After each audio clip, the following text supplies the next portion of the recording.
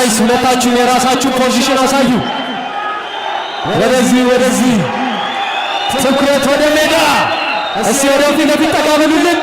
ትንሽ ወደፊት ፊት ለፊት መጀመሪያ ወደዚህ ወደ ተመልካች እርስ በርስ መታየት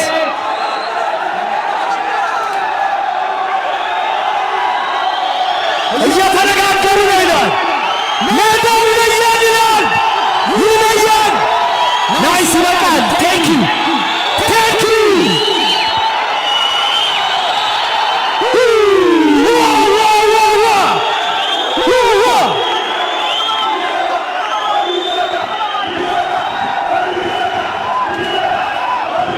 እዚህ ጀምሩ እያሉ ነው what a crowd